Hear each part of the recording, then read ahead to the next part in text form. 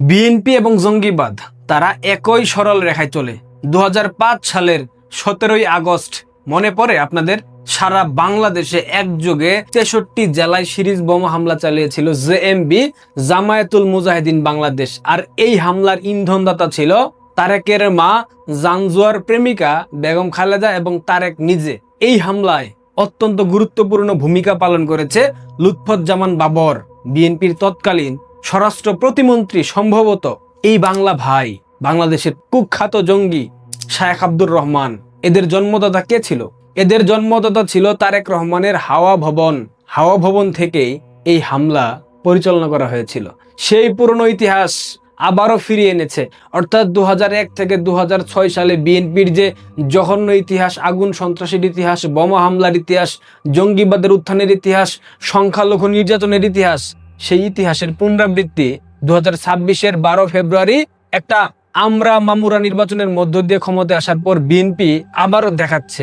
26-এর 12 ফেব্রুয়ারি ক্ষমতায় আসার পর থেকে বিএনপি সরকার দেশের বিভিন্ন প্রান্তে একের পর এক বোমা বিস্ফোরক, বোমা সদৃশ্য বস্তু, এইসব কিছু উদ্ধারের খবর আমরা সামাজিক যোগাযোগ মাধ্যম, বাংলাদেশের মেইন স্ট্রিম মিডিয়া, আন্তর্জাতিক গণমাধ্যম সব কিছুতে দেখতে পাচ্ছি। কোথাও বিস্ফোরণ, কোথাও অবিস্ফোরিত ককটেল, কোথাও আবার প্রেসার কুকারের তৈরি বোমা। সব মিলিয়ে প্রশ্ন ওঠে না, দেশের আইন শৃঙ্খলা পরিস্থিতি আসলে কোন দিকে যাচ্ছে? শুধুমাত্র সাভারের কথা ধরেন, মাত্র 2 সপ্তাহের মধ্যে সেখানে 16টি বোমা উদ্ধারের প্রতিবেদন বাংলাদেশের গণমাধ্যমগুলোতে এসেছে।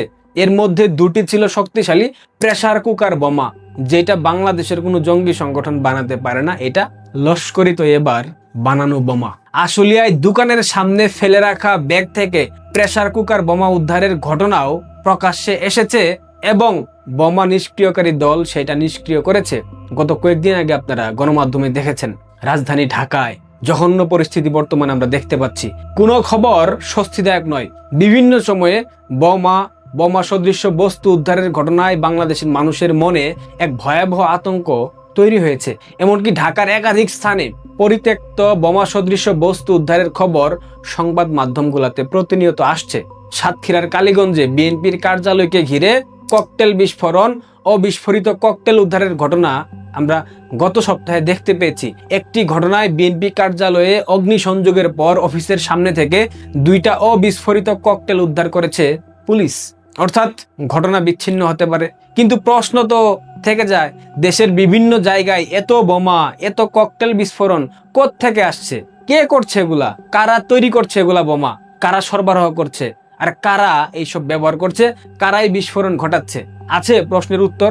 আরেকটা গুরুত্বপূর্ণ বিষয়, এইসব ঘটনায় আইন শৃঙ্খলা রক্ষাকারী বাহিনী 1-2জনকে আটক করছে, গ্রেফতার করছে, নাটক করতেছে। মূলত সাভারে বিস্ফোরক এবং বোমা সদৃশ্য বস্তু সহ আরিফ হোসেন নামে একজন আটক হয়েছে, এমন তথ্য বাংলাদেশ পুলিশের পক্ষ থেকে জানানো হয়েছে।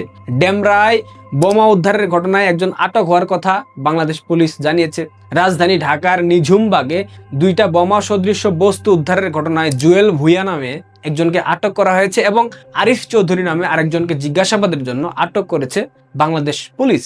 অন্যদিকে বরিশালের আদালত পাড়ায় বোমা বিস্ফোরণের ঘটনায় এখনো কাউকে শনাক্ত করা যায়নি, তবে সেখানে অজ্ঞাতনামা আসামি করে মামলা দায়ের করেছে বাংলাদেশ পুলিশ।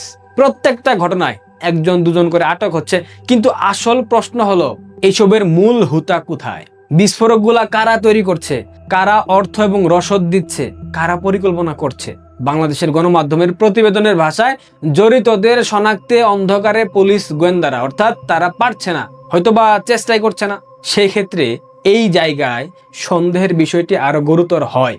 সন্দেহের কারণ, জাতিসংঘ নিরাপত্তা পরিষদের আল কায়দা এবং সংশ্লিষ্ট জঙ্গি গোষ্ঠীগুলোর বিষয়ে কাজ করা analytical support and sanctions monitoring team, এটা একটা গুরুত্বপূর্ণ কাঠামো। জাতিসংঘ নিজেই বলতেছে এই টিম নিরাপত্তা পরিষদের সংশ্লিষ্ট কমিটিকে আল কায়দা এবং অন্যান্য গোষ্ঠী সম্পর্কে বিশ্লেষণ এবং রিপোর্ট দিয়ে থাকে। গত সপ্তাহে আপনারা দেখেছেন জাতিসংঘের এই নিরাপত্তা পরিষদের তদন্তে বলা হয়েছে আল কায়দার আঞ্চলিক শাখা Al Qaeda in the Indian subcontinent, সংক্ষেপে AQIS, বাংলাদেশে নিজেদের সেল এবং ক্ষুদ্র সাংগঠনিক ইউনিট গড়ে তোলার চেষ্টা করছে। এটা কিন্তু আমাদের বানানো গল্প না, জাতিসংঘের প্রতিবেদন, নিরাপত্তা পরিষদের প্রতিবেদন। কিন্তু মজার বিষয় হলো বাংলাদেশের স্বরাষ্ট্রমন্ত্রী শিলং সালাউদ্দিন জাতিসংঘের এই সতর্কতাকে অনুমান নির্ভর বলে সাংবাদিকদের প্রশ্নের জবাবে উড়িয়ে দিয়েছে। আমরা এগুলো আমলে নিচ্ছি না, রিপোর্টও এখনো পড়িনি। সে বলতেছে সরকার ওই রিপোর্টের ভিত্তিতে কোনো পদক্ষেপ নিচ্ছে না, এমনকি সে সাংবাদিকদের বলেছে সে রিপোর্টটি শুনেছে কিন্তু নিজে পড়েনি। নিজে না পড়ে কিভাবে সেই রিপোর্টকে অনুমান নির্ভর হিসেবে চালিয়ে দেয়? আমার একটা প্রশ্ন, আল কায়দা যদি বাংলাদেশে সেল গঠনের চেষ্টা করে থাকে তাহলে সেটাকে গুরুত্ব দিয়ে তদন্ত করার বদলে অনুমান নির্ভর বলে শিলং সালাউদ্দিনরা উড়িয়ে দেওয়ার চেষ্টা করছে কেন? আল কায়দার জঙ্গিরা কি শিলং সালাউদ্দিনের বাপ লাগে, নাকি মা, মেয়ে, বোনের জামাই লাগে? যদি কোনোটাই না লাগে তাহলে জাতিসংঘের মতো একটা আন্তর্জাতিক সংস্থার সতর্কতাকে এভাবে উড়িয়ে দেওয়ার এত তাড়াহুড়া কেন? কেন এই প্রশ্ন তো মানুষ করবে, আমরা করব, তাই না? আপনাদের নিশ্চয় মনে আছে 2024 সালের সেই তথাকথিত জুলাই আগস্টের এই ঘটনাবলী নিয়ে জাতিসংঘের মানবাধিকার হাই কমিশনার ভলকার তুর্ক তার কার্যালয়ের ফ্যাক্ট ফাইন্ডিং তদন্তে ব্যাপক মানবাধিকার লঙ্ঘনের কথা বলা হয়েছিল। অর্থাৎ 2024-এর জুলাই আগস্টের সেই জঙ্গি আন্দোলনে শেখ হাসিনার আওয়ামী লীগ সরকার ব্যাপকভাবে মানবাধিকার লঙ্ঘন করেছিল। জাতিসংঘের সেই প্রতিবেদনে বলা হয়েছিল তাদের তদন্ত ছিল বহু সাক্ষাৎকার, চিকিৎসা নথি, ফরেনসিক পরীক্ষা এবং বিপুল পরিমাণ অডিও এবং ভিজুয়াল উপাদান বিশ্লেষণের উপর ভিত্তি করে করা হয়েছে। জাতিসংঘের সেই প্রতিবেদনে নিহতের সংখ্যা নিয়েও বাংলাদেশ সরকারের হিসাবের সাথে জাতিসংঘের হিসাবের বড় পার্থক্য নিয়ে বিতর্ক এখন পর্যন্ত চলমান। অর্থাৎ জাতিসংঘের হিসেবে নিহত হয়েছে 1400 জন আর ইউনুসের সরকারের হিসেবে নিহত হয়েছে 841 জন। এই যে পার্থক্য, এই পার্থক্যটা কেন? এবার আমার একটা প্রশ্ন খুব সহজ, জাতিসংঘের কোনো প্রতিবেদন যখন বিএনপি সরকারের বিরুদ্ধে যায় সেটা হয়ে যায় অনুমান নির্ভর, আর যখন সরকারের পক্ষে যায় জাতিসংঘের কোনো প্রতিবেদন তখন সেটা হয়ে যায় নির্ভরযোগ্য দলিল। এ কেমন দ্বিমুখী নীতি ভাই? জুলাই জঙ্গি আন্দোলন নিয়ে জাতিসংঘের রিপোর্টে হত্যাকাণ্ডের সংখ্যা বেশি হইলে জাতিসংঘের রিপোর্ট সত্যি হয়, আর বিএনপির শাসনামলে জাতিসংঘ যখন জঙ্গিবাদের উত্থান নিয়ে সতর্ক করে সেইটা মিথ্যা হয়। তার মানে জাতিসংঘ যখন তাদের পক্ষে কথা বলে তখন সেখানে মধু থাকে, মধু চুষে চুষে খায়। কত বড় মিথ্যাবাদী, চিন্তা করছেন? বিএনপি ক্ষমতায় আছে, এ অবস্থায় জাতিসংঘ বলতেছে আল কায়দা সেল গঠনের চেষ্টা করছে, তখন হঠাৎ কইরা জাতিসংঘের রিপোর্ট হয়ে যায় অনুমান নির্ভর। কি চমৎকার সুবিধাবাদী যুক্তি! আহা, তার মানে জাতিসংঘ 24-এর জুলাই আগস্টে ভালো ছিল আর এখন 26-এ এসে খারাপ হইয়া গেছে? নাকি জাতিসংঘ তখনই ভালো হয় যখন জাতিসংঘের রিপোর্ট বিএনপি নিজেদের রাজনৈতিক বক্তব্যে ব্যবহার করতে পারে? এই থিওরিকে কি বলবেন, শিলং থিওরি নাকি জাতীয়তাবাদী থিওরি? কোনটা? সারা দেশের বিভিন্ন জায়গায় একের পর এক বোমা বিস্ফোরণের ঘটনা ঘটছে, বিস্ফোরক উদ্ধারের ঘটনা ঘটছে, বোমা উদ্ধারের ঘটনা ঘটছে। কোথাও একজন আটক, কোথাও দুজন আটক, কিন্তু অনেক ক্ষেত্রেই মূল পরিকল্পনাকারী কিংবা পুরো নেটওয়ার্ক এখনো পর্দার আড়ালে, এখনো অজানা, আমরা কেউ জানি না।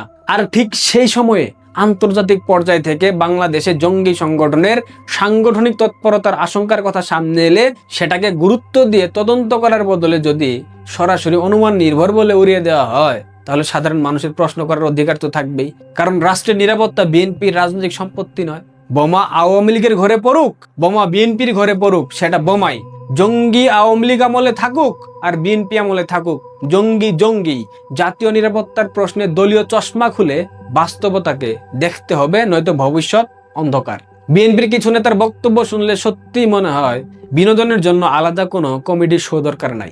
বিপ্লবী কবি শাহ মা হাদি বলে গেছে, তোমার বিনোদন প্রয়োজন, বিএনপির নেতাদের বক্তব্য শুনো। তোমার মিথ্যাবাদী চেনা দরকার, বিএনপির মন্ত্রীদের কথা শুনো। তোমার নষ্টামি দেখতে কিংবা শিখতে ইচ্ছা করছে, বিএনপির নারী নেত্রীদের অনুসরণ করো, সব পেয়ে যাবা। একের ভেতর সব। সবশেষে সৃষ্টিকর্তার কাছে আমার একটা প্রশ্ন, একটা সৃষ্টিকর্তা যদি বিএনপিকেই বানাইবা তাহলে আলাদা করে শয়তান বানানোর দরকারটা কি ছিল?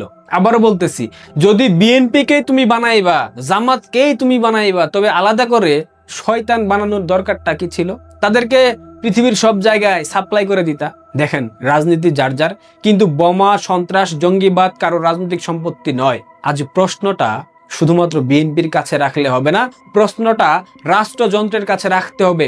দেশের মাটিতে যদি সত্যি বোমা এবং বিস্ফোরকের নেটওয়ার্ক তৈরি হয়ে থাকে তাহলে এর মূল হোতারা কোথায়? বাংলাদেশের মানুষ জানতে চায়, আমরা জানতে চাই।